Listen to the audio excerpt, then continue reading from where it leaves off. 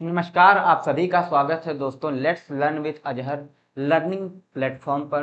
तो आप सब जानते हैं कि हम डीएलएड के जो प्रीवियस ईयर के पेपर हैं उनके सोल्यूशन करा रहे हैं। तो आज हम कौन सा सोल्यूशन कराएंगे? तो आज जो है 2022 यानी थर्ड सेमेस्टर डीएलएड मैथ 2022 का जो पेपर हुआ था मैथ का, उसका सोल्यूशन कराया जाएगा। ठीक है। और इसमें होगा क्या, इसके जो नोट्स मिल जाएंगे आपके लेट्स लर्न विद अजहर जो टेलीग्राम चैनल है वो उस पर नोट्स मिल जाएंगे। ठीक है, तो ये सारी चीजें रही होंगी। अब मैं इसको हटा देता हूँ, मैं क्लास लेने पे शुरू करता हूँ। ठीक है, अब क्या होगा, 2022 मैथ डीएलएड का सोल्यूशन है, देख लेते हैं। अब दिया क्या है, पहला जो प्रश्न है वो दिया क्या, लॉग दिया है। लॉग का जो आधार है 3 है और ये 81 और ये 4 है। आप सबने पढ़ा होगा, जैसे अगर कहीं पर क्या लिखा हो, अगर कहीं भी 2 की घात 5 लिखी हो, 2 की घात 5 क्या होता है, आप बोलेंगे 32 होता है। 2 की घात 5 लिखी हो 32 होता है। तो ये इसका घातांकीय रूप है, क्या घात के रूप में लिखा है तो इसे घातांकीय रूप बोलेंगे। तो जब हम इसका लॉग लेते हैं, दोनों तरफ से लॉग लेते हैं, तो होता क्या है, जब हम लॉग लेते हैं तो ये जो 2 आता है बेस में यानी आधार हो जाता है, और ये जब 32 होता है उठ के इधर आ जाता है, और 5 उठ के इधर चला जाता है, यानी इधर 32 हो जाता है और ये 5 उठ के इधर चला जाता है। समझ में आया? क्लियर है? यानी 2 तो नीचे आ जाएगा और ये जो 32 है इस साइड चला जाएगा और 5 उस साइड चला गया। तो अगर यहाँ देखिए सेम वही, यहाँ 3 ये दिया है, इसका क्या मतलब है, ये यहाँ रहा होगा और ये 81 इधर रहा होगा। इस बात का क्या मतलब है, ये कुछ इस प्रकार से रहा होगा, 4 इसके ऊपर रहा होगा और 81 क्या यहाँ रहा होगा। समझ में आया आप लोगों को? एक एग्जाम्पल से क्लियर हुआ? नहीं तो मैं दूसरा एग्जाम्पल दे देता हूँ। जैसे 3 की पावर 4 81 है, दोनों तरफ से लॉग लेंगे तो ये क्या हो जाएगा, लॉग ये आधार में 3 आ जाएगा और ये 81 उठ के इधर आ जाएगा और ये 4 उस साइड चला गया। क्लियर है? ये चीज समझ में आई? ये हो जाएगा कुछ। ठीक है, इस तरह से दिखेगा। तो ये जो ऊपर लिखा है इसका घातांकीय रूप है और इसमें जो लघुगणक रूप है यानी लॉग लॉग लेके लिखेंगे तो कुछ इस प्रकार लिखा जाएगा। तो कौन सा ऑप्शन आ जाएगा, आप बोलेंगे 3 की पावर 4 81 आ रहा है। ठीक, कौन से ऑप्शन में, आप बोलेंगे जो आपका बी वाला ऑप्शन है, इसमें 3 की घात 4 जो है 81 दिया गया। क्लियर है आप लोगों को? समझ में आया? आगे बढ़े, चलिए एक बार आवाज में चेक कर लेता हूँ क्या आवाज क्लियर आ रही है। कौन सा ऑप्शन आ जाएगा? ठीक है, क्लियर है आवाज। अब बताइए क्या, अगला सवाल देखते हैं। अगला सवाल क्या है, साधारण ब्याज की दर से कोई धन जो है 5 वर्षों में दोगुना हो जा रहा है। हमसे पूछ क्या रहा है कि कितने वर्षों बाद धन जो हो जाएगा 3 गुना हो जाएगा। ठीक है, साधारण ब्याज में काफी अच्छे से बताऊंगा आप लोगों को अगर आप हमसे पढ़ेंगे। तो जैसे ये सवाल है, आप सबको बेसिक तो पता होगा, छोटी छोटी चीजें होती हैं। जैसे साधारण ब्याज क्या है, 5 वर्षों में दोगुना हो जाता है। 5 वर्षों में दोगुना होने का मतलब, अगर मैं प्रिंसिपल क्या होता है, प्रिंसिपल आप सबको पता है, इसी मेरे भाई क्या बोलते हैं, मूलधन बोलते हैं, हिंदी में लिख क्या बोलते हैं, मूलधन। अब मूलधन पे ब्याज मिलता है तो ये क्या हो जाता है, आप बोलिए, ये मिश्र धन हो जाता है, जिसे अमाउंट बोलते हैं, यही होता है ना शायद, ये अमाउंट हो जाता है। समझ में आया? यानी प्रिंसिपल 1 रुपये हमने इन्वेस्ट किया तो ये दोगुना हो गया, यानी 2 रुपये होंगे। समझ में आया? 1 रुपये आपने कहीं लगाया और कितना हो गया, दोगुना हो गया। कितने वर्षों में हो गया, आप बोलेंगे समय जो लगा है, समय लगा है कितना, आप बताइए। समय 5 वर्ष का समय लगा है, 5 वर्ष, 5 वर्ष का समय लगा है। ये एक पहले 1 रुपया था, ये 2 रुपया हो गया, यानी 1 रुपये पे कितने हो गए, दोगुना हो गया, यानी 2 रुपया हो गया। तो मुझे बताइए ब्याज कितना मिला, आप बोलेंगे ब्याज कितना मिला, ब्याज 1 रुपया मिला है। 1 रुपये से 2 रुपये में कितने की बढ़ोतरी हुई, आप बोलेंगे 1 रुपया। तो 1 रुपया जो है आपका ब्याज होता है, क्या 1 रुपया जो है ब्याज हो गया, 1 रुपया ब्याज, 1 रुपया क्या है, ब्याज हो गया। ठीक है, 1 रुपया ब्याज हो गया, 1 रुपया क्या हो गया, ब्याज। अब 1 रुपया ब्याज, ध्यान से देखिए, 1 रुपया ब्याज 5 सालों में मिला है। 1 रुपया ब्याज आपको 5 सालों में मिला है। यहाँ से 1 रुपया ब्याज जो है ये 5 वर्षों में मिला है, 5 वर्ष में मिला है। तो मुझे बताइए 3 गुना हो वह धन 3 गुना हो जाएगा। 3 गुना होने का क्या मतलब है कि तो एक था, अब धन कितना हो गया, अमाउंट यानी मूल मिश्र धन कितना हो गया, 3। तो ब्याज कितना मिला होगा, आप बताइए। ब्याज पहले 1 रुपया था, बढ़ के 3 हो गया, तो ब्याज कितना हुआ होगा, आप बोलेंगे ब्याज मिला है 2 रुपये। 2 रुपये आपको ब्याज मिले हैं, 2 रुपये। ठीक है, तो अब मुझे एक बात बताइए, अगर 1 रुपया ब्याज 5 वर्षों में मिल रहा है तो 2 रुपये ब्याज कितने वर्षों में मिलेगा, बताइए। 1 रुपया, आप खुद सोचिए, एक एक पैकेट बिस्कुट अगर 5 रुपए का मिल रहा है तो 2 पैकेट बिस्कुट 10 रुपए के मिलेंगे। आपको सबको पता होगा, छोटा सा उदाहरण ले लिए, ले लिया करिए अपनी जिंदगी से कि 1 रुपये में क्या 2 टॉफी मिल रही है तो 2 रुपये में 4 टॉफी मिलेगी। सेम वही बात है कि 1 रुपया ब्याज 5 सालों में मिल रहा है तो 2 रुपये ब्याज कितने में मिलेगा, आप बोलेंगे 10 सालों में मिलेगा। कितने बोलेंगे, 10 वर्षों में मिलेंगे। 10 वर्ष में, 10 वर्ष में, सबको समझ में आया। 2 रुपया ब्याज है वो 10 वर्षों में मिलेगा। ठीक है, तो 10 वर्ष इसका उत्तर हो जाएगा। आप बोलेंगे कौन सा विकल्प है, आप बोलेंगे बी वाला जो है इसका सही विकल्प है। ठीक है, आराम से समझाने की कोशिश कीजिए, थोड़ा अपना भी दिमाग इसमें लगाइएगा। ठीक है, चलो अगला देखते हैं, अगला देखें, बताओ। आसान है।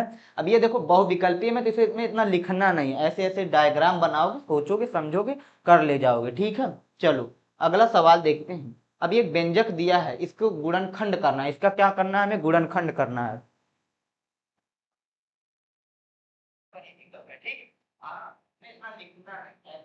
इसका क्या करना है, गुणनखंड करना है। तो अब ध्यान से देखो, जब हम गुणनखंड करते हैं तो ध्यान दिया करिए, जब जो दिया है उसमें क्या 4 पद, जैसे आप यहाँ पद देखेंगे, 1 पद हो गया, 2 पद हो गया, 3 पद हो गया, 4 पद हो गया। तो 4 जब पद दिए होते हैं गुणनखंड में तो हम कोशिश क्या करते हैं कि 2 2 पद को एक साथ लिखा जाए और उनमें से कुछ कॉमन निकाला जाए। तो जैसे ये पी स्क्वायर एक्स स्क्वायर और सी स्क्वायर एक्स स्क्वायर दिया है तो यहाँ से मैं क्या कुछ कॉमन ले सकता हूँ, इनको एक साथ रख लेते हैं और इनको एक साथ रख लेते हैं। तो यहाँ से क्या कॉमन दिख रहा है, आप बोलेंगे एक्स की घात 2 कॉमन है, एक्स की घात 2 कॉमन लेंगे तो कोष्टक में पी स्क्वायर प्लस सी स्क्वायर बचेगा। आप बोलेंगे जी हाँ बचेगा। ठीक, अब यहाँ देखिए, यहाँ से माइनस ए कॉमन लेंगे, माइनस का ए कॉमन लेंगे तो कोष्टक में क्या बचेगा, आप बोलेंगे सी स्क्वायर प्लस पी स्क्वायर बचेगा। क्लियर है आप लोगों को। अगर पहले एक्स स्क्वायर कॉमन लेंगे तो ब्रैकेट में यानी कोष्टक में पी स्क्वायर प्लस सी स्क्वायर बचेगा, फिर दोबारा माइनस का ए कॉमन लेंगे तो कोष्टक में सी स्क्वायर प्लस पी स्क्वायर बचेगा। अब बताइए यहाँ दोनों जगह से क्या कॉमन ले सकते हैं, आप बोलेंगे यहाँ भी पी स्क्वायर प्लस सी स्क्वायर, यहाँ भी पी स्क्वायर प्लस सी स्क्वायर, तो यहाँ दोनों से पी स्क्वायर प्लस सी स्क्वायर कॉमन मिलेगा। ठीक, ये तो कॉमन। अब बचा क्या, आप बोलेंगे एक्स स्क्वायर माइनस ए, एक्स स्क्वायर माइनस ए। ठीक है, इसके आगे गुणनखंड नहीं हो पाएगा। ठीक है, ये गुणनखंड हो गया। गुणनखंड का क्या मतलब होता है, उनके बीच गुणा का साइन लग जाए। गुणा का साइन मतलब ब्रैकेट में बंद हो जाए या तो गुणा का साइन लगा दो। ठीक है, तो ये आपका उत्तर हो जाएगा। आप बोलेंगे कौन सा उत्तर है, आप बताइए पी स्क्वायर प्लस सी स्क्वायर एक्स स्क्वायर माइनस ए। आप बोलेंगे पहला ही विकल्प आपका सही हो जाएगा। ठीक है, पहला ही विकल्प क्या हो जाएगा, आपका सही हो जाएगा। क्लियर है, चलो क्लियर है। अगला सवाल देखते हैं। अब यदि ए जो है एक सेट दिया है, एक्स क्या है, एक सम संख्या, एक्स जो है एक सम संख्या है और एक्स जो है 9 से छोटी है, यानी एक्स जो है 9 से छोटी है। और बी जो दूसरा सेट दिया उसमें क्या क्या है, 7 3 4 8। तो हमसे बी माइनस ए की वैल्यू यानी मान पूछा जा रहा है, तो क्या कर सकते हैं आप बताइए, इसमें क्या किया जा सकता है। आप ध्यान ये दीजिए कि जैसे ए जो है, पहली बात तो एक्स क्या है, एक सम संख्या है। सम संख्या आप सबको पता है जो 2 से कटती हो, और एक्स जो है 9 से छोटी है। तो हम क्या बोल सकते हैं, हम क्या बोल सकते हैं, पहली बात तो 9 से छोटी हो तो 9 से छोटी सबसे जो पहली सम संख्या क्या होती है, आप बोलेंगे 2 होती है। 2 होती, इसके बाद 4 आता है, इसके बाद 6, उसके बाद 8। इसके बाद ले नहीं सकते क्योंकि संख्याएं 9 से बड़ी हो जाएंगी। जैसे आप 10 लोगे ये तो 9 से बड़ा हो गया, यानी इसको नहीं ले सकते, यहीं तक इसकी सीमा है, इसके आगे हम नहीं ले सकते। और जो दूसरा समुच्चय दिया बी, ये क्या है, आप बोलेंगे 7 3 4 8, ये 2 चीजें दी गई हैं। अब हमसे b माइनस एक की मान पूछा जा रहा है, तो b माइनस एक कितना होता है, आप बताइए। b माइनस एक का मतलब क्या होता है कि a में जितने अव्यय हैं उनको b में से हटा दो, यानी क्या, जैसे a में 2 है, आप बोलोगे a में क्या है, 2 है मेरे भाई। ठीक है, इसमें नहीं है ना, a में 2 है तो, और इसमें क्या है 4 है, ये भी हटा दो। इसमें 8 है, ये भी हटा दो, तो बचे कौन से, आप बोलोगे ये क्या, कौन कौन से, इसके भी 4 और 8, यानी दोनों में कॉमन हो, ए में जो भी कॉमन हो और बी में, दोनों में जो कॉमन हो उसको हटा देना है। ठीक है, आप बोलेंगे ये 2 हट गया, 4 हट गया, 8 हट गया, बचा क्या, आप बोलेंगे 7,3। तो b माइनस ए कितना आ गया, आप बोलेंगे b माइनस ए कितना आ गया, आप बोलेंगे 7,3। ये आपका उत्तर हो जाएगा। क्या हो जाएगा, ये आपका उत्तर हो जाएगा। ठीक है, थोड़ा सा समुच्चय आप लोग भी पढ़ लीजिए, मैं भूल गया हूँ थोड़ा बहुत। खैर चलो अगला देखते हैं। 7,3 कौन सा विकल्प है, विकल्प सही कर देते हैं, आप बोलेंगे सी वाला। ठीक है, चलो अगला सवाल देखते हैं। अगला सवाल क्या दिया गया, क्रमशः 5 सेंटीमीटर एवं 3 सेंटीमीटर त्रिज्या के दो वृत्तों के केंद्र की दूरी 10 सेंटीमीटर है, तो उनमें से कितनी कितनी स्पर्श रेखाएं खींची जा सकती हैं। स्पर्श रेखा आप सब जानते होंगे, स्पर्श रेखाएं खींची जा सकती हैं का क्या मतलब है बताइए। जैसे एक जो वृत्त है 5 सेंटीमीटर, एक जो वृत्त है 3 सेंटीमीटर का, अच्छा दोनों के बीच की दूरी 10 सेंटीमीटर है। इस बात का मतलब क्या है कि दोनों वृत्त होंगे बाहर बाहर होंगे, एक दूसरे से दूर होंगे। जैसे अगर मैं इसका चित्र बनाऊं, चित्र बना सकते हैं बताइए, चित्र तो बना ही जा सकता है। जैसे एक जो बड़ा वाला ये ले लेते हैं, बड़ा वाला ये कुछ यहाँ कर देते हैं ऐसे, ठीक है। अब इसका एक क्लोन कर लें छोटा, इसको डुप्लीकेट कर देते हैं और एक छोटा सा बना देते हैं, एक छोटा सा, ठीक है। खैर ज्यादा छोटा हो गया। अब ये दो देखो, अब ये दो त्रिभुज हैं, इसको बड़ा मोटा कर दें। अब ये दो त्रिभुज हैं, अब इसके कुछ केंद्र हो गए। आप मान लो केंद्र ये है ओ, इसका केंद्र ओ O1 है, ओ से आप दिखा लो ना, या तो ए से दिखा लो, ठीक है। इसका केंद्र जो है ए है, इस वृत्त का केंद्र ए है, और इस वृत्त का केंद्र कितना आप बोलेंगे बी है, ठीक है। तो दिया क्या है, अब जो बड़ा वाला वृत्त है उसकी त्रिज्या 5 सेंटीमीटर है, जो जाहिर सी बात है जो त्रिज्या जिसकी 5 सेंटीमीटर होगी वो बड़ा होगा। ये जो दूरी है वो 5 सेंटीमीटर है, ये जो दूरी है आप बोलेंगे 5 सेंटीमीटर है, ठीक है। और जो दूसरा त्रिभुज है इसकी त्रिज्या कितनी है, 3 सेंटीमीटर, यानी ये दूरी 3 सेंटीमीटर है। और इनके केंद्र के बीच की दूरी कितनी आप बोलेंगे 10 सेंटीमीटर, कितनी 10 सेंटीमीटर। 10 सेंटीमीटर का क्या मतलब, अगर ये 3 है ये 5 है, तो 3 5 कितना हो गया 8 हो गया, यानी 2 सेंटीमीटर। यानी ये जो अगर मिलाएंगे तो ये जितना बचेगा ये कितना हो जाएगा आप बोलेंगे, ये कितना हो जाएगा आप बोलेंगे 2 सेंटीमीटर है। ये कितना हो जाएगा 2 सेंटीमीटर हो जाएगा, 2 सेंटीमीटर, ठीक। अब हमसे पूछ रहा है यहाँ कितनी स्पर्श रेखाएं खींची जा सकती हैं जो दोनों वृत्त हैं उनसे होकर गुजरे। तो सबसे पहली बात बताते हैं कि जो पहली स्पर्श रेखा होगी कुछ इस प्रकार से खींची जा सकती है मेरे भाई। यहाँ से नीचे से खड़ेंगे, इसको सटाएंगे, इसे सटाते हुए एक स्पर्श रेखा खींची जा सकती है। आप बोलोगे जी हाँ खींची जा सकती है ना। इसको थोड़ा सा नीचे करेंगे, ठीक है, समझ में आना चाहिए, बाकी तो खैर हाँ ठीक। अब इसका कलर चेंज कर दें, आप मान लो ग्रीन हो गया, ठीक है। अब पहली जो स्पर्श रेखाएं खींची जा सकती है वो कुछ इस प्रकार से खींची जा सकती है, और जो दूसरी स्पर्श रेखा खींची जा सकती है वो कहाँ से खींची जाएगी, आप बोलो वो कहाँ से खींची जाएगी, आप बताइए। वो जो दूसरी स्पर्श रेखा कुछ इस प्रकार से खींची जा सकती है, यहाँ से देखिए, यहाँ से ये हो जाएगा, यहाँ एक मिनट क्या हो रहा है ये, ठीक है, इसको डिलीट ही कर दो। जो दूसरी स्पर्श रेखा है मैं लिख के बता दे रहा हूँ, जो दूसरी स्पर्श रेखा कुछ इस प्रकार से खींची जाएगी, ऐसे जाएगी मेरे भाई, इस वाले बड़े वाले गोले को छुएगी, ये दूसरी स्पर्श रेखा होगी। और जो तीसरी स्पर्श रेखा खींची जा सकती है वो कहाँ से खींची जा सकती है, आप बोलोगे ऐसे खींची जाएगी, और ऐसे खींचते खींचते ये इधर से सटते हुए जाएगी, एक स्पर्श रेखा ये होगी। और जो चौथी स्पर्श रेखा खींची जा सकती है वो क्या है, ऐसे ही खींची जाएगी, यहाँ से खींची जाएगी, इससे सटेगी, और इस बड़े वाले गोले से ऐसे सटेगी। तो टोटल 4 स्पर्श रेखाएं खींची जा सकती है, एक ऊपर से और एक नीचे से और एक ऐसे तिरछे 2 खींची जाएगी। तो टोटल कितनी स्पर्श रेखाएं खींची जा सकती है, आप बोलेंगे 4, कितनी 4, ठीक है। ये हो गया आपका सी वाला विकल्प, ठीक है। टोटल 4 कितनी स्पर्श रेखाएं खींची जा सकती हैं, टोटल 4, ठीक है, क्लियर है। चलो आगे बढ़ते हैं, अगला सवाल देखते हैं। अब ये अति लघुत्तरी वाला प्रश्न आ गया। अब इसमें लिखने वाला सवाल है कि बैंक में किस प्रकार के खाते में जमा धनराशि पर जो क्या है ब्याज नहीं मिलता। सबको पता है क्या, सेविंग्स बैंक अकाउंट में जमा धनराशि पर ब्याज मिलता है, यानी अगर आप सेविंग्स खाता खोलेंगे, बचत खाता खुलवाएंगे तो उस पर क्या होगा, ब्याज मिलेगा,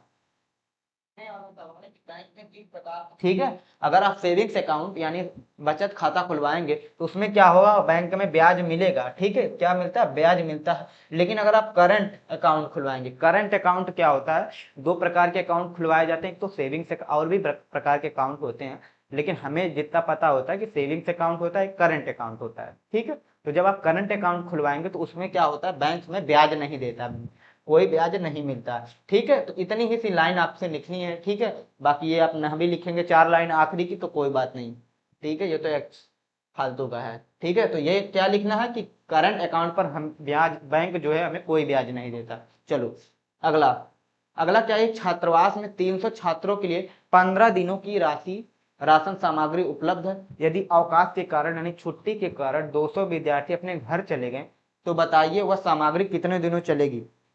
ठीक है, इसका आप जनरल उदाहरण ले सकते हैं, कुछ इस प्रकार से ले सकते हैं कि जैसे मान लो क्या है, आपके घर में टोटल 10 लोग हैं। आपके घर में कितने लोग हैं? टोटल 10 लोग हैं।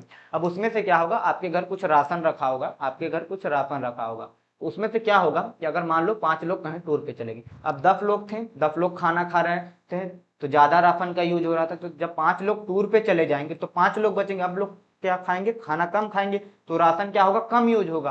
तो ठीक है, इस प्रकार से आप समझ सकते थे। ठीक, तो अगर 300 छात्र थे, 300 छात्र थे तो 15 दिनों की सामग्री थी, यानी कुल खाना इतना हो गया। कुल यूनिट में गिना जाता, क्या यूनिट होता है, इन सबकी क्या यूनिट ली जाती है। तो कुल यूनिट क्या हो जाएगी? 300 गुणे 15। अब यही खाना अगर 200 लोग छात्र चले गए, 200 छात्र चले गए, मतलब अब बचे कितने? 7 छात्र। आप बोलोगे कितने छात्र बचे? आप बोलेंगे 200 माइनस का कितना? 300 छात्र थे ना, 300 छात्र में से अगर 200 छात्र चले जाएंगे तो बचे छात्र कितने? आप बोलेंगे 100 छात्र बचेंगे। तो यानी 100 छात्र खाना खाएंगे, तो कितने दिन खाएंगे? हम मान लेते हैं x दिनों तक खाना खाएंगे, x दिनों तक। ठीक है, x दिनों तक। इसको अब हल कर लेते हैं, हल कर लेते हैं, काट लेते हैं। किससे जाएगा आप बताइए? आप बोलोगे ये 2 जीरो से 2 जीरो कट जाएगा, 2 शून्य से 2 शून्य कटेगा, 2 शून्य से 2 शून्य कटेगा। अब बताओ 15 तिया कितना हो गया? 45। तो x क्या हो गया? आप बोलेगे 45, और x क्या है? 45 दिन। यानी टोटल 45 दिनों तक खाना चलेगा। अगर कितने 200 बच्चे छुट्टी पर चले जाते हैं तो टोटल अभी 45 दिन तक राशन चलेगा। ठीक है, तो ये इस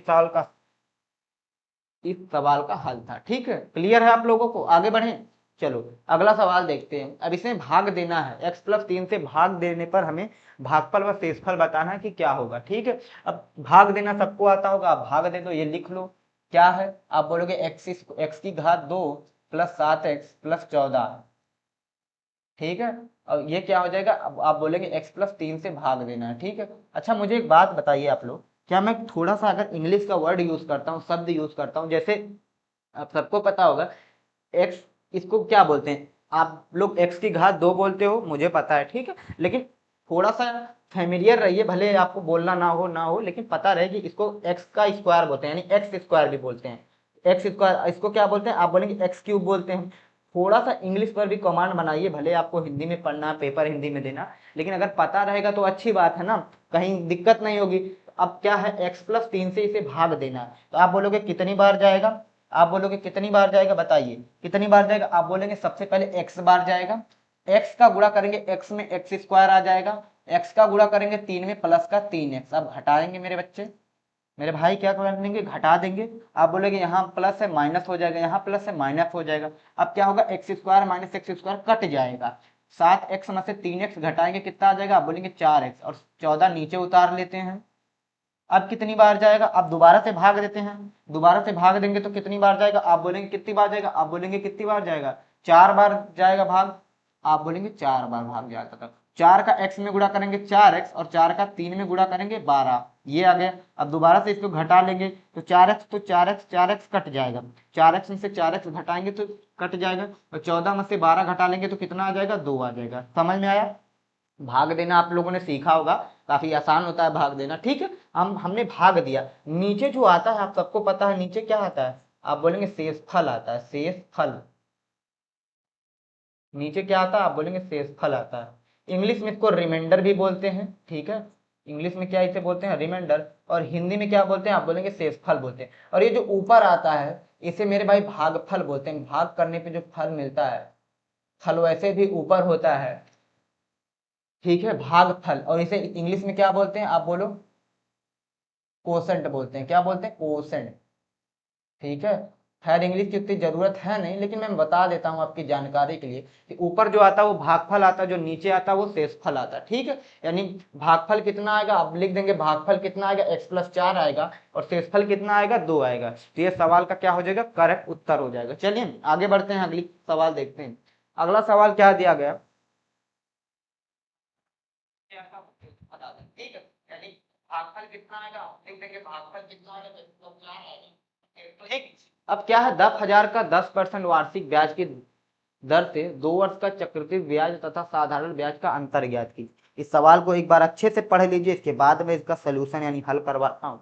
ठीक है, एक एक चीजें आपको पता होंगी, आप सबने पहले से पढ़ रखा होगा, मैं ये मान के चलता हूँ। अब देखिए ये जो 10,000 दिया है, क्या ये है मेरे भाई मूलधन है? मूलधन, मूलधन को हम पी से डिनोट करते हैं, आप लिख भी सकते हैं यहाँ मूलधन, लेकिन मैं यहाँ लिखूंगा नहीं क्योंकि हिंदी की राइटिंग जो है काफी गंदी है। पी क्या है? मूलधन, यानी कितना आप बोलेंगे 10,000 रुपए, 10,000। ठीक है, आर जो है यानी दर कितनी है? आप बोलेंगे 10%, 10%, 10%। समय कितना? आप बोलेंगे समय हमारे पास 2 वर्षों का दिया गया है, यानी टी कितना है? आप बोलेंगे 2, टी कितना? 2 ईयर्स यानी 2 वर्ष लिख सकते हैं। ठीक, अब हमसे चक्रवृद्धि ब्याज तथा साधारण ब्याज का अंतर पूछा गया है, तो सबसे पहले हम क्या निकाल लेते हैं? हम साधारण ब्याज निकाल लेते हैं। साधारण ब्याज क्या होता है? इसे एसआई से लिखते हैं। ये क्या होता है? पी गुणे आर गुणे टी बटे 100, ये होता है साधारण ब्याज, ये होता है। तो यहाँ रख लेते हैं, आप बोलेंगे यहाँ 10,000 रख दें। पी आर कितना? आप बोलेंगे आर 10 है, टी 2 है, नीचे 100। ये समझ में आया? नीचे 100। अब कटेगा क्या? आप बोलेंगे 2 शून्य से 2 शून्य कट जाएगा, 2 शून्य से 2 शून्य कट गया, आप गुणा कर लीजिए कितना आ जाएगा? आप बोलेंगे 3 1 2 1 3 0, कितना आ गया? आप बोलेंगे साधारण ब्याज जो आ गया, ये एसआई का मतलब क्या होता है? साधारण ब्याज। ठीक है, बोल बोल के बता दे रहा हूँ, अगर मैं लिख नहीं पा रहा हूँ मैं बोल दे रहा हूँ। ठीक है, जो एसआई क्या होता है? आप बोलेंगे साधारण ब्याज होता है। क्या होता है? आप बोलेंगे साधारण ब्याज होता है। ठीक है, एसआई जो होता है वो साधारण ब्याज। साधारण ब्याज कितना आ गया? आप बोलेंगे 2,000 आ गया। अब हमें क्या निकालना है? चक्रवृद्धि ब्याज निकालना है। चक्रवृद्धि ब्याज, चक्रवृद्धि ब्याज कैसे निकलता है? आप सबने पढ़ा होगा, ए जो होता है वो क्या होता है? पी ब्रैकेट में 1 प्लस आर बटा 100 की घात कितनी होती है? एन होती है, सबने पढ़ा है। अच्छा ए क्या है? अगर मैं पहले ए निकालता हूं तो ए क्या होगा? आप बोलेंगे पी कितना है? 10,000 है, एक आर कितना है? 10 है बटा 100, उसकी घात कितनी? आप बोलेंगे 2 है। समझ में आया? इसकी घात 2 है। अब यहाँ ध्यान दीजिए कि यहाँ एक शून्य से एक शून्य कट जाएगा, ये शून्य शून्य कट गया, ये शून्य से शून्य कट गया। अब होगा क्या?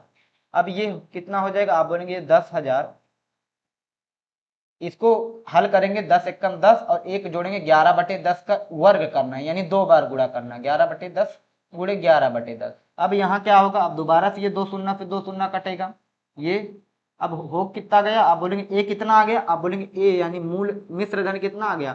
आप बोलेंगे 11 का 11 में गुणा करेंगे 121, 121, और इसके 2 जीरो हमें चिपका देने हैं, ये आ गया। ये क्या आ गया? आप बोलेंगे ये क्या आ गया? मैं लिख दे रहा हूँ, ये भी लिख दे रहा हूँ, ये क्या आ गया मेरे भाई?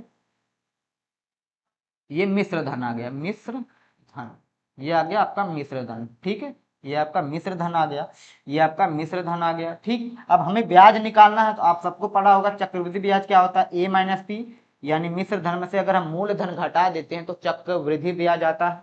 तो सी आई यानी चक्रवृद्धि ब्याज क्या आ जाएगा? आप बोलेंगे 12,100 में से कितना घटाना? 10,100, 10,000 घटाना, आप बोलेंगे कितना आ जाएगा? आप बोलेंगे 2,100 आ जाएगा, 2,100, यानी चक्रवृद्धि ब्याज कितना आ गया? आप बोलेंगे चक्रवृद्धि ब्याज कितना आ गया? 2,100 रुपए। चक्रवृद्धि ब्याज कितना? आप बोलेंगे 2,100 रुपए, जबकि साधारण ब्याज हमने निकाला वो 2,000 रुपए। साधारण ब्याज क्या है? 2,000 रुपए। हमसे इनका अंतर पूछा जा रहा, तो अंतर क्या हो जाएगा? आप बोलेंगे 2,100 में से हम 2,000 घटा लेते हैं, अंतर यही होता है, बड़े में से छोटा घटाना। ये कितना आ जाएगा? आप बोलेंगे कितना? 100 रुपए का, 100 रुपए का अंतर आ जाएगा। कितना आ जाएगा? आप बोलेंगे इसका जो पूरा ये हो गया 100 रुपए, यानी इनका अंतर कितना आ जाएगा? 100 रुपए। यही आपको लिखना है पूरा पूरा।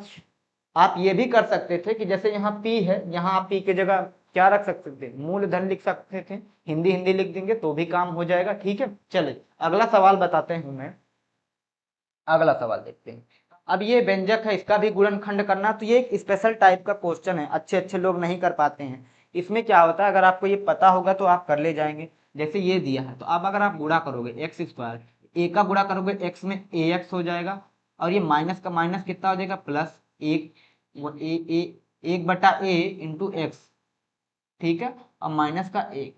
अब देखो, मैंने अभी अभी बताया कि जब 4 पद हो, टोटल 4 पद दिए हों, उसको हमको गुणनखंड करना हो तो हम दो दो के जोड़े बनाते हैं, यानी एक बार मैं इनको ले लूँ एक साथ और एक बार मैं इनको एक साथ ले लूँ, और इनमें से कुछ कॉमन खोजूं। क्या कॉमन खोजूं? तब ध्यान ये दो, कॉमन खोजने का क्या मतलब कि देखोगे एक्स इसमें भी एक्स इसमें, तो एक्स कॉमन लूंगा तो कितना आ जाएगा? आप बोलेंगे एक्स माइनस ए आ जाएगा, कोष्टक में एक्स माइनस ए आ जाएगा। अब प्लस का साइन लगाएंगे इसके बाद, क्योंकि यहाँ प्लस है। अब बताओ क्या कॉमन लिया जाए, ध्यान दिया करो कि मुझे यहाँ जो x माइनस है, यहाँ भी कोष्टक में x माइनस ए बनाना है। उसके लिए कर क्या सकते हैं, अगर मैं इन दोनों में से 1/a कॉमन ले लूँ, 1/a कॉमन लूँ, तो कोष्टक में x आएगा। आप देखो 1/a का x में गुणा करोगे 1/ax आएगा, फिर माइनस का साइन लगेगा क्योंकि यहाँ माइनस है। फिर ऐसा क्या रख दें कि एक बन जाए। आप बोलोगे अगर यहाँ a रख दूंगा तो जब गुणा करूंगा a से a कट जाएगा, तो ये कितना हो जाएगा, ये यही चीज आ जाएगी वापस। ठीक है, तो यानी इतना करने के बाद ये मिला। अब इन दोनों में क्या कॉमन है, आप बोलेंगे x माइनस ए। अब फिर बचा क्या, अब दूसरे क्वेश्चन में आप बोलेंगे x प्लस एक बटा ये बचा। ठीक है, तो यानी गुणनखंड करने के बाद क्या आया, आप बोलेंगे ये आया। ठीक है, क्लियर है आप लोगों को, आगे बढ़े।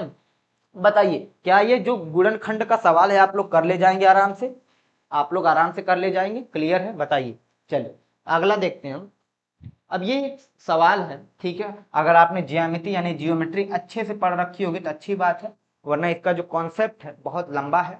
ठीक है, मैं इसका सॉल्यूशन बता रहा हूँ कि जैसे एक वृत्त है, अगर ये स्पर्श रेखा है ए बी, एक स्पर्श रेखा खींची गई है, यहाँ एक डाटा मिसिंग है, उसको लिख देते हैं हम। क्या एक डाटा मिसिंग है, वो क्या है, आप बोलोगे ये हमें निकालना है, ये x डिग्री है, ये क्या है x डिग्री, हमें यही निकालना है। ठीक है, डाटा मिसिंग था वो मैंने लिख दिया। अब देखो करना क्या है, जैसे आप देखोगे किसी भी त्रिभुज में तीनों आंतरिक कोणों का योग क्या होता है, 180 डिग्री होता है। तो अगर ये देखोगे पी क्यू आर एक त्रिभुज है, ये कोण 80 डिग्री का, ये कोण 30 डिग्री का, तो ये बचा हुआ कोण कितना हो जाएगा, आप बोलेंगे 80 प्लस 30 करेंगे कितना आ जाएगा, 110। तो तीसरा कोण जो आ जाएगा कौन सा, पी क्यू आर जो कोण आ जाएगा वो कितना हो जाएगा, आप बोलेंगे 180 डिग्री माइनस का 110 डिग्री। 180 डिग्री में से माइनस कर लेते हैं, 110 डिग्री घटा लेंगे, कितना आ जाएगा, आप बोलेंगे 70 डिग्री। यानी ये जो कोण है, ये जो छोटू कोण है, ये छोटा कोण जो है अंदर वाला, ये कितना, आप बोलेंगे 70 डिग्री। ये मेरे भाई कितना, आप बोलेंगे 70 डिग्री। ठीक, हमसे क्या पूछ रहा है, angle angle R P B, यानी ये वाला एंगल पूछा जा रहा है 100 का मान। अगर आपने संगत कोण पढ़ा होगा ज्यामिति में, वो भी वृत्त के अंदर, तो आपको पता होगा ये जो कोण होता है इसके बराबर होता है। तो यहाँ से क्या हो जाएगा, आप बोलेंगे x जो हो जाएगा वो कितना हो जाएगा, 70 डिग्री। ठीक है, x जो हो जाएगा वो कितना हो जाएगा, आप बोलेंगे 70 डिग्री। ठीक है, x क्या हो जाएगा, आप बोलेंगे 70 डिग्री।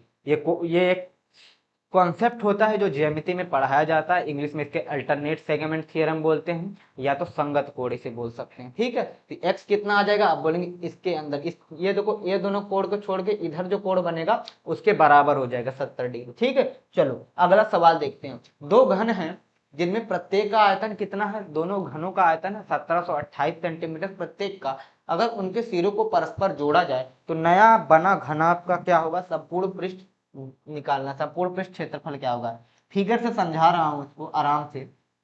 जैसे अब देखो, दो घन होने का क्या मतलब है, दो घन होने का क्या मतलब, यहाँ बना दे रहे हैं। जैसे एक क्यूब ये हो गया, आप मानते हो एक क्यूब ये हो गया, ठीक है, एक क्यूब ये होगा। अब इसका डबल कर लेते हैं क्लोन, ये हो गया 2 क्यूब। ठीक है, एक एक सवाल काफी अच्छे से मैं समझाऊंगा, चाहता हूं कि आपको अच्छे से आए। अब इसका भी जो आयतन है 1728, आप बोलोगे सेंटीमीटर क्यूब देना चाहिए। ठीक है, वहां मिसिंग है, कोई बात नहीं। इसका भी जो है 1728 सेंटीमीटर क्यूब, इन दोनों का क्या है, आयतन है। इन दोनों का क्या है, आयतन है। समझ में आया आप लोगों को, इन दोनों का क्या है, दो घन जिसमें प्रत्येक का आयतन क्या है, 1728 सेंटीमीटर क्यूब है। अब मुझे बात बताइए, ये आयतन है, आयतन को 20 से लिखते हैं। तो अगर 1728 आयतन है, तो अगर साइड निकालेंगे तो इधर आएगा, कितना आ जाएगा बताइए। ये जो होता है ए क्यूब के बराबर हो, तो आयतन जो होता है वो भुजा के क्यूब के बराबर होता है, भुजा का क्यूब करेंगे बराबर होता है। तो 1728 क्या हो जाएगा, आप भुजा को ए मान लो, ए क्यूब के बराबर आ जाएगा। ए कितना आ जाएगा, ए क्यूब, ये 1728 मेरे भाई 12 का क्यूब होता है, अगर आप सबने पढ़ा होगा। तो ए यहाँ से क्या आ जाएगा, आप बोलोगे ए जो आ जाएगा 12 आ जाएगा। ए कितना आ जाएगा, आप बोलेंगे 12 आ जाएगा। ए कितना आ जाएगा, 12। सेम यहाँ से भी करेंगे तो ए कितना आ जाएगा, 12 आ जाएगा। इस बात का समझ में आया, ए जो आ जाएगा 12। 12 का मतलब क्या है, जो क्यूब एक घन दिया है उसकी जो प्रत्येक भुजा की लंबाई है वो कितनी है, आप बोलेंगे 12 सेंटीमीटर है। ठीक है, इस बात का मतलब क्या है, प्रत्येक भुजा की जो लंबाई है वो 12 सेंटीमीटर है। मतलब ये जो चौड़ाई ये भी 12 सेंटीमीटर, ये लंबाई ये भी 12 सेंटीमीटर, और ये जो ऊंचाई है ये भी 12 सेंटीमीटर, और सेम का सेम इस वाले भी घन में होगा। ठीक, अब क्या कर दिया जाता है, इन दोनों को क्या आपस में जोड़ दिया जाता है, यानी इन दोनों के सिरों को आपस में जोड़ दिया जाता है। इस बात का क्या मतलब है, इसको इससे सटा देते हैं, कुछ इस प्रकार से सटा देते हैं। देखो ये समझ में आया, थोड़ा सा ऊपर कर लेते हैं, एक तो फिगर गंदा बन गया, कोई बात नहीं।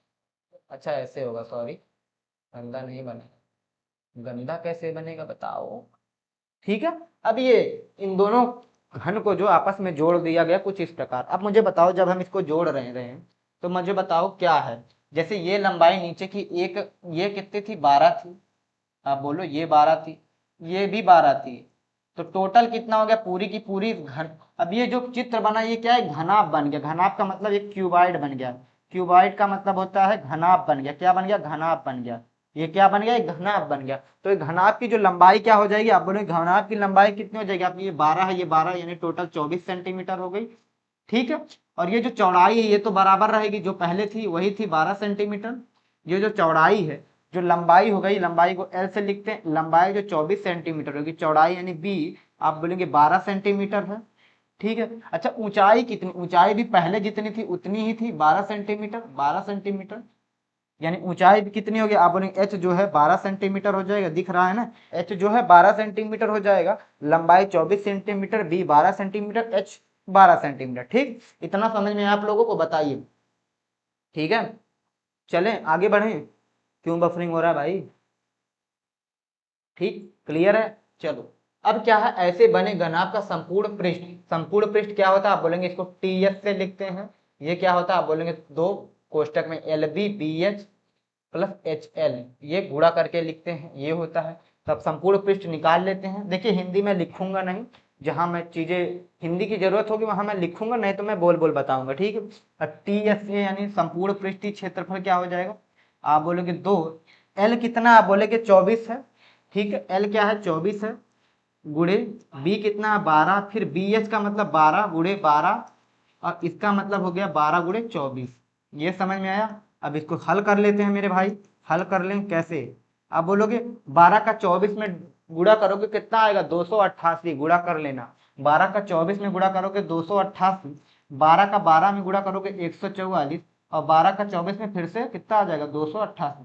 अब इनको जोड़ना है, जोड़ लें, जोड़ लेते हैं, आराम से जोड़ लेते हैं, जैसे आप जोड़ते हैं वैसे ही जोड़ लेते हैं। 8 4 12 8 20, हासिल लगा 2, फिर 8 4 12 8 20, और हासिल लगा 2 यानी 22, 22 का 2 लिख लेते हैं, फिर से दोबारा से हासिल 2। अब बोलिए 2 1 3 2 5, और 2 हासिल था यानी 720, ये 720, इसका डबल कर देते हैं, 720 का दुगना हो जाएगा 1440, और पृष्ठीय क्षेत्रफल कितना हो जाएगा, 1440 सेंटीमीटर स्क्वायर।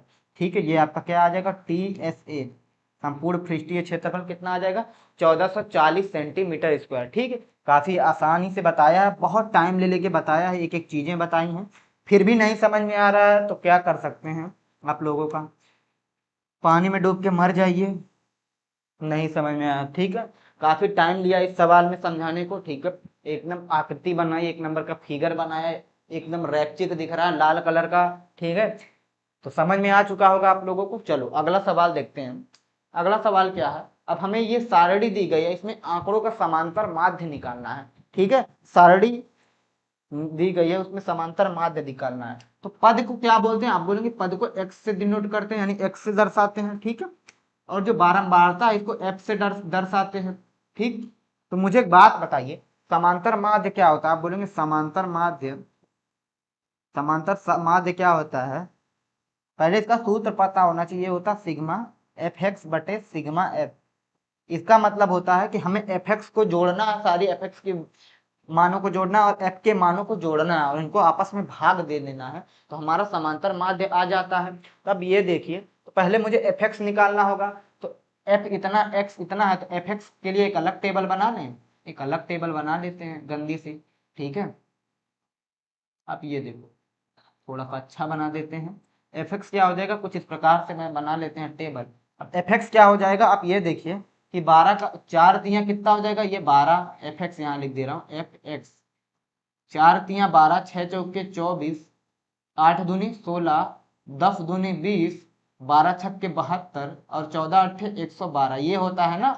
आप इन सबको गुणा करेंगे तो ये वैल्यू हो जाएंगी।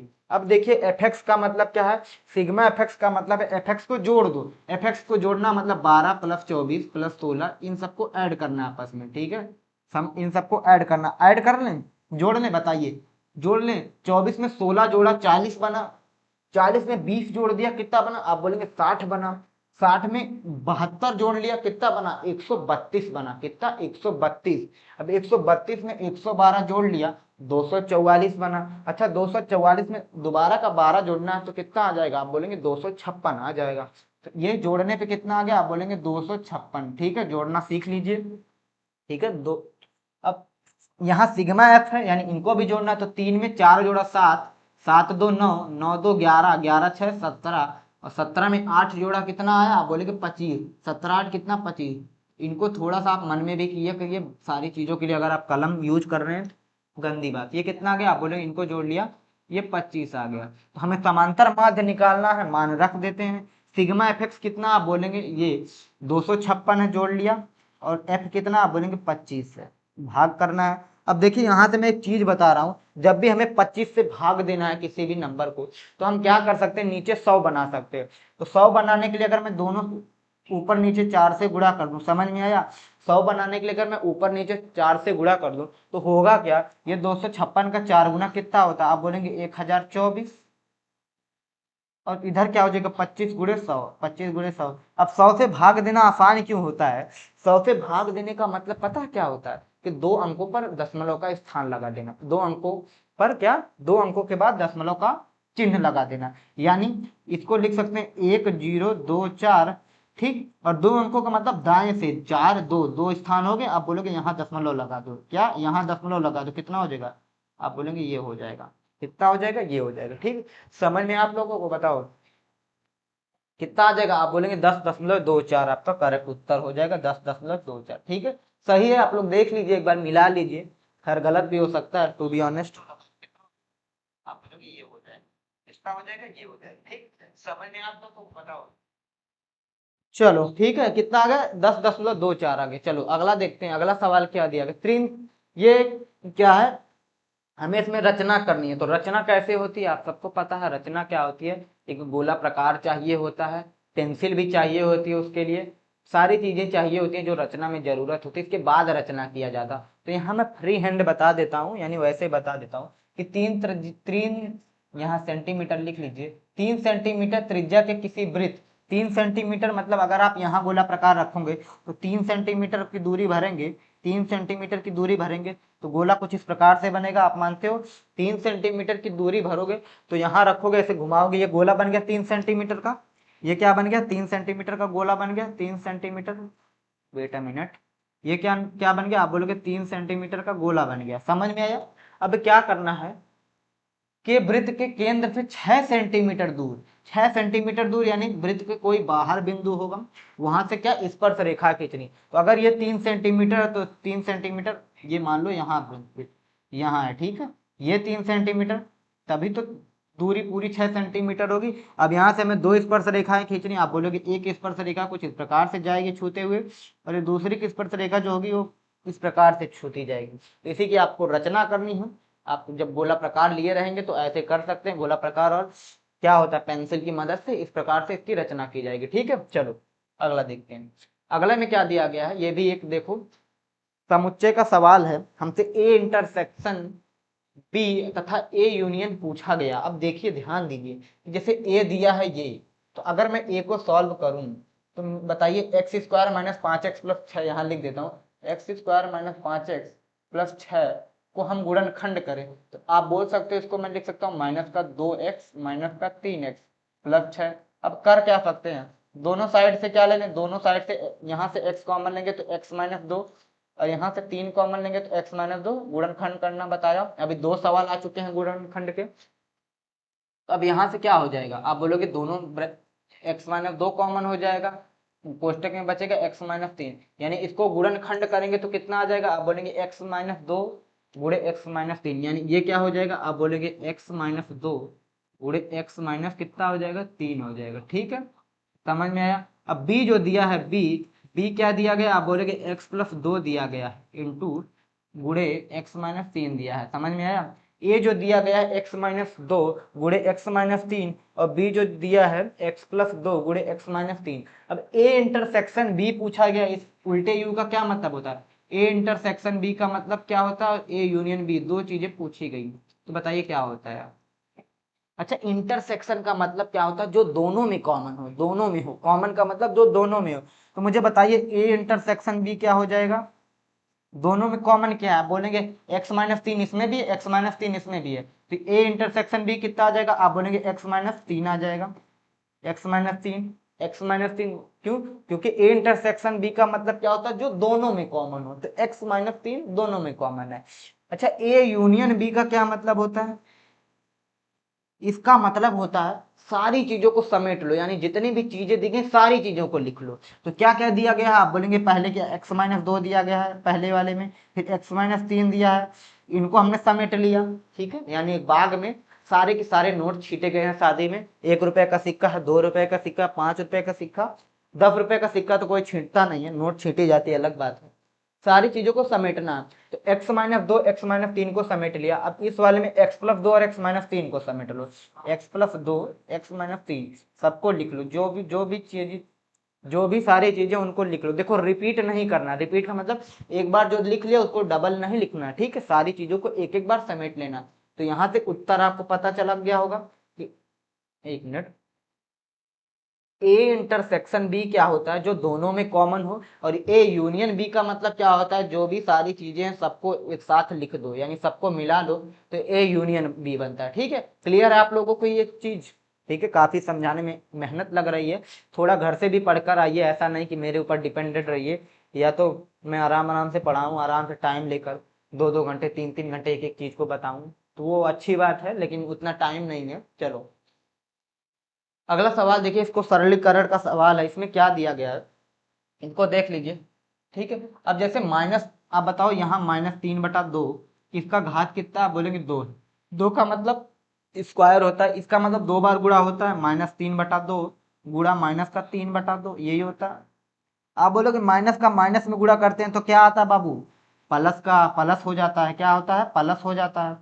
माइनस का 2 बार गुणा करोगे, माइनस का माइनस में गुणा करोगे तो प्लस आता है। तो 3×3 = 9 हो गया, नीचे कितना होगा, 2×2 = 4, यानी इसका जब ये कर रहे हो तो ये कितना आ रहा है, बोलोगे 9/4 आ रहा है, 9/4। ठीक, क्लियर है आप लोगों को, बताइए 9/4 क्या आ रहा है, क्लियर है, बताओ राजू, क्लियर है ना, चलो ठीक, क्लियर है। चलो अब देखो, यानी इतने को सॉल्व किया, ये जो चीज है ये, इसको हल किया तो कितना आ गया, बोलेंगे 9/4 आ गया। अब दोबारा से इसका क्या करना है मेरे भाई, एक की घात -3 है, आप सबको पता होगा जब एक की घात क्या होती है, माइनस में कुछ होती है, तो इसे हम 1/1 n लिख देते हैं, यानी घात ऋणात्मक हो जाती, पॉजिटिव हो जाती है, इसका मतलब इसको लिख सकते हैं क्या, 4/9, और इसका क्यूब पलट देंगे, और जो घात हो जाएगी वो भी क्या हो जाएगी, प्लस की हो जाएगी। अब 4 का घन क्या होता है, आप बोलेंगे 64, और 9 का घन क्या होता है, आप बोलेंगे 729, 64 बता कितना, 64/729 जो हो जाएगा आपका करेक्ट आंसर हो जाएगा। ठीक है, 64 बटा कितना हो जाएगा, 729। चले आगे बढ़ते हैं, अगला सवाल देखते हैं, ये कौन सा सवाल है, इसके बाद भी सवाल है क्या, अच्छा 2 सवाल बचे हैं, काफी टाइम लग रहा है, चलो देख लेते हैं। कितना टाइम हुआ आप लोग बताओ, 1 घंटा 30 मिनट हो गया, सॉरी, चलो खैर कोई बात नहीं। अब एक शहर की जनसंख्या क्या दी गई है, आप बोलेंगे 10 लाख से बढ़कर 3 वर्षों में कितना हो गया, 11,57,625 हो गई है। तो हमसे वार्षिक दर ज्ञात पूछी गई है। अब इस सवाल को आप इस प्रकार से समझिए कि क्या है, आपने 10 लाख रुपए किसी बैंक में इन्वेस्ट किए, यानी किसी बैंक में दिए, और वो 2 वर्षों में कितना हो गया, 11,57,625 रुपए हो गए। यानी ये जो 10 लाख रुपए, ये क्या हो गया आपके लिए, मूलधन का काम करेगा, मूलधन यानी पी का काम कर रहा है, क्या पी का काम कर रहा है, जबकि क्या 11,57,625 आपका क्या काम कर रहा है, अब बोलेंगे ए का काम कर रहा है, यानी मिश्र धन का काम कर रहा है। ठीक है, देख लो कितनी गंदी राइटिंग है हिंदी में, इसलिए हिंदी नहीं लिखता हूँ। राइटिंग तो अच्छी है लेकिन थोड़ा, सॉरी, ऊंचाई है ना, तो इसलिए वजह से अच्छी नहीं आती। ठीक है, तो क्या है पी जो यानी मूलधन 10 लाख है, मिश्र धन क्या है 11,57,625। तो हमसे वार्षिक दर ज्ञात करनी है, यानी आर का मान बताना है, आर का मान बताना है। ठीक है, अब बताओ क्लियर है जितनी चीज। अब बताओ सूत्र क्या होता है, आप सबको पता होगा ए क्या होता है, पी ब्रैकेट कोष्टक में 1 + r/100 की घात क्या होती है, एन होती है। अब बताओ ए कितना, आप बोलोगे 11,57,625। ए कितना है, मैं यहाँ लिख देता हूँ 11,57,625। अच्छा यहाँ से हम ये काम भी कर सकते थे, पी को उठा के नीचे ले आ सकते थे, तो यहाँ पी क्या हो जाएगा, यहाँ पे चल बसेगा, पी जो हो जाएगा जाके यहाँ ए के नीचे आ जाएगा, इसको नीचे से देखेगा, तो ये भी हो सकता है। ठीक है, इतना लिख दे रहा हूँ, ये भी हो सकता है। ठीक है, यानी पी कितना, आप बोलोगे पी कितना 10 लाख, 10 लाख में कितने जीरो होती है, तो मैं भूल जाता हूँ बार बार, 2 3 5 जीरो, 5 जीरो इसके बाद लगा देते हैं, 6 जीरो होता है। ये किसका हो गया, आप बोलेंगे 1 + r निकालना है बटा 100। एन कितना है, आप बोलेंगे 3 वर्षों में, एन क्या है, यहाँ पे देखो एन कितना है, आप बोलेंगे एन कितना है 3 वर्षों में, यहाँ 3 लगा देंगे। अब इसको हल करना, काट लें।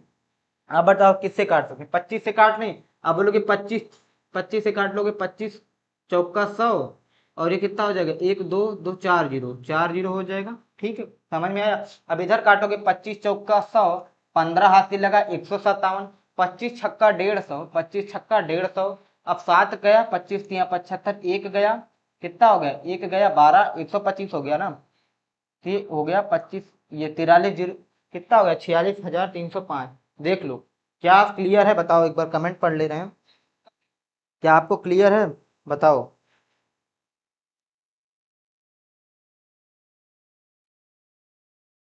ठीक है, क्या आपको क्लियर है, 46,305 आ रहा है। ठीक, अब बताओ क्या कर सकते हैं, अब दोबारा से काट लें, दोबारा से किससे काट लेते हैं, आप बताओ दोबारा से किससे काट लेते हैं, 5 से काट लें, दोबारा से 5 से जाएगा, 5 से काट लो, 5 से काटोगे क्या हो जाएगा, आप बोलोगे 5 से काटोगे 5 8 40, और ये 3 जीरो चिपका दो। एक तो कलर चेंज कर लेते हैं पहली बात ये। अब 5 से इधर काटोगे, बोलोगे 5 9 45, 1 गया, 5 दूनी 10, 3 5 छक्के 30, और 5 एकम 5, कितना आ गया, आप बोलोगे ये कितना आ गया 9,261, और नीचे 8,000। इधर सॉल्व करोगे कितना आ जाएगा, आप बोलोगे 100 + r/100 का घात कितना है 3 है। अब आप ध्यान दो कि 9,261 जो होता है 21 का क्यूब होता है, पढ़ लेना, थोड़ा सा पढ़ना जरूरी है। 21 का क्यूब होता है 9,261, और 20 का क्यूब कितना होता है, आप बोलोगे 8,000।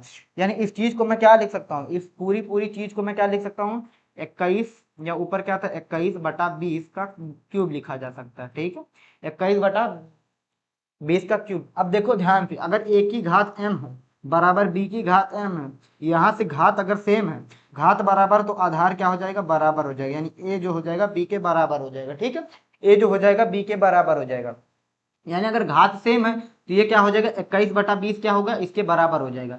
यानी ये घात सेम है तो ये क्या हो जाएगा, कुछ इस प्रकार से हो जाएगा, क्या ये हो जाएगा ऐसे। ठीक है, मिटा देते हैं, मिटाने में क्या टाइम लगेगा, दोबारा लिखने से अच्छा है। ये क्या हो जाएगा, ये आपस में बराबर हो जाएंगे, समझ में आया। अगर a की घात m जो है b की घात m के बराबर है, तो यहाँ से घात अगर बराबर है तो आधार जो हो जाएगा a जो हो जाएगा b के बराबर हो जाएगा। ठीक है, अब इसके बाद क्या होगा बताओ, जस्ट वेट अ मिनट, मैं आवाज चेक कर लूँ। ठीक है, अब यहाँ पे देखो क्या होगा, अब जैसे यहाँ नीचे 20 है मेरे भाई, यहाँ नीचे 20 है, तो इस 20 को अगर मुझे 100 बनाना तो मैं 5 से गुणा कर दूं, 20 का 5 से गुणा कर दूं, ये 21 × 5 बनेगा कितना, 21 का 5 गुना करेंगे 105, और नीचे 20 का 5 गुना करेंगे 100, यानी ये क्या हो जाएगा, आप बोलेंगे 105/100, 105/100। अब यहाँ से देख लीजिए, दोनों साइड से अगर आप कंपेयर यानी तुलना करेंगे, दोनों पक्षों से तुलना करेंगे तो क्या आएगा बताइए, नीचे यहाँ भी 100 है, नीचे यहाँ भी 100 है, नीचे यहाँ क्या है 100 + r है, जबकि यहाँ 5 है। इस बात का क्या मतलब है, 100 + r जो हो जाएगा 105 हो जाएगा, क्या हो जाएगा 100 + r 105 के बराबर हो जाएगा। आप बोलोगे 100 को उठा के इस साइड फेंक देंगे, 105 - 100, तो 105 में से 100 घटाएंगे तो आर कितना आ जाएगा, आप बोलेंगे आर जो आ जाएगा 5 आ जाएगा, आर कितना आ जाएगा 5 आ जाएगा, आर कितना आ जाएगा 5 आ जाएगा। यानी जो दर है, वार्षिक ब्याज की जो दर है वो कितनी है 5%, आर जो आ जाएगा 5 आ जाएगा। ठीक है, काफी टाइम लेके मैंने इस सवाल को समझाया है, आप देख सकते हैं। ठीक है, थोड़ा अपने से भी जानिए, इतनी बड़ी बड़ी कैलकुलेशन आ रही हैं आपके सामने। अगर आप काटना ही नहीं जानेंगे कि 5 का पहाड़ा नहीं आता, 25 का पहाड़ा ही नहीं आ रहा, तो पेपर में पास कहाँ से होंगे, बैक तो लगेगी ही। तो टोटल इतना कोशिश कर लीजिए कि पास हो जाए, एटलीस्ट अच्छा नंबर ना आए तो कम से कम पास हो जाएं, अगले सेमेस्टर में चले जाएं, वही बहुत बड़ी बात है आज के ज़माने में। ठीक है, चलो अगला सवाल देखते हैं, जो कि आखिरी सवाल है। ठीक है, टोटल 18 सवाल होते हैं, अभी 18 सवाल लास्ट सवाल है। एक दीवार की लंबाई 5 मीटर, ऊंचाई 3.5 मीटर और मोटाई 3.3 सेंटीमीटर है। एक ईंट की लंबाई, हमें लंबाई चौड़ाई ऊंचाई दी गई है और हमसे पूछा गया दीवार बनाने में कितना समय लगेगा। ठीक है, अब एक छोटी चीज मैं बता देता हूँ, जो दीवार ईंट की संख्या होती है, मैं यहाँ लिख दे रहा हूँ छोटो कहीं कोने में, ईंट की जो संख्या होती, ईंट की जो संख्या होती है वो निकलती कैसे है। आप बोलोगे ईंट की जो संख्या निकलती है वो कैसे निकलती है। आप बोलोगे दीवार का आयतन, दीवार के आयतन को, दीवार का आयतन को दीवार का आयतन को क्या हम एक ईंट के आयतन से भाग कर देते हैं, क्या एक ईंट की आयतन से भाग कर देते हैं, लिख देता हूं एक ईंट का आयतन, ठीक है, भाग कर देंगे तो दीवार का जो निकलेगा, ईंट की जो संख्या निकलती है वो कैसे निकलती है। आप बोलेंगे दीवार के आयतन में एक ईंट का आयतन अगर हम भाग करते हैं तो क्या निकलेगा, ईंटों की संख्या निकलेगी। ठीक है, इसका अच्छे से बताऊंगा बाद में, ठीक है, कॉन्सेप्ट। लेकिन क्या यहाँ जान लेते हैं ईंट की संख्या कैसे निकलेगी, दीवार का आयतन बटा एक ईंट का आयतन। अब मुझे बताओ दीवार का आयतन कितना। आप बोलोगे दीवार, यहाँ लिख दे रहा हूँ दीवार का आयतन, दीवार का आयतन कितना।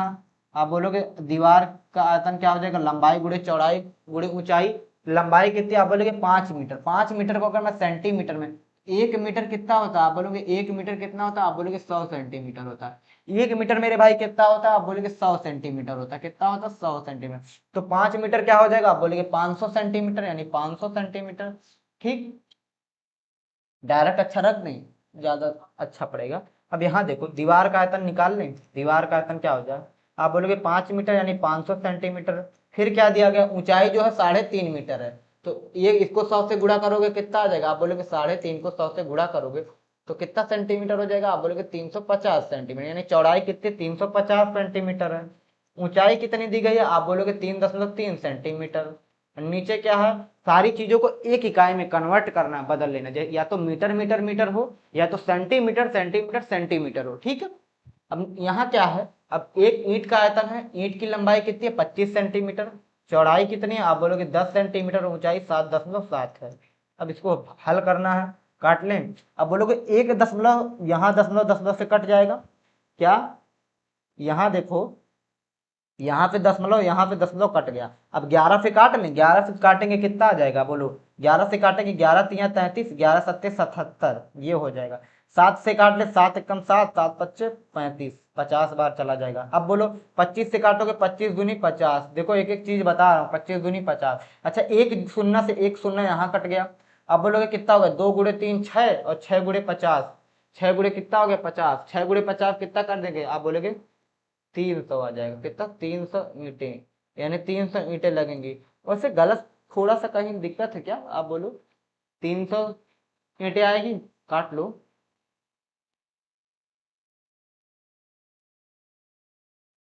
दो तिया 6, ये दशमलव से दशमलव कट गया, 11 तिया 33, 11 पत्ते 77, 7 से काटोगे 50 बार जाएगा। अब 25 से काटोगे 50 2 बार जाएगा।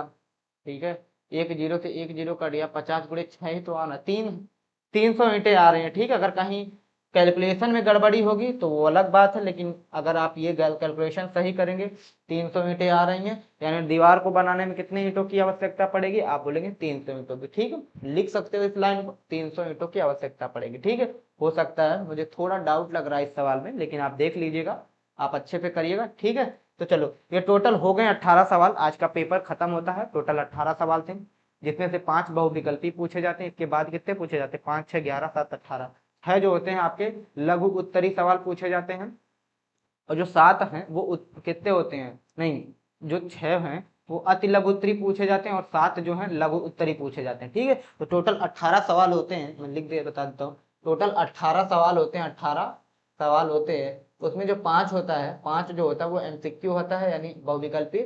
6 जो होता है वो लघु, अति लघु उत्तरी होता है, अति वाला होता है, और जो 7 होता है वो क्या होता है, लघुत्तरी होता है। ठीक है, आई होप मैं सही हूँ, 5 6 11 7 18। ठीक, अब ये होता है। ठीक है, अब इसके मार्क्स हो तो आप देख लीजिएगा, एक नंबर, एक सवाल को करने में कितना अंक मिलते हैं। ठीक है, ये चीजें होंगी। तो आज हमने क्या किया, हमने किया डीएलएड थर्ड सेमेस्टर 2022 मैथ का सोल्यूशन है। और मैंने जो बताया है, तो आज के लिए इतना ही छोड़ते हैं। बाकी मैंने जो चीजें बताई हैं अभी आपको, उसके बारे में एक बार दोबारा से बता दे रहा हूँ क्लास एंड होते करने पर। ठीक है, आप ये चीजें देख लेते हैं।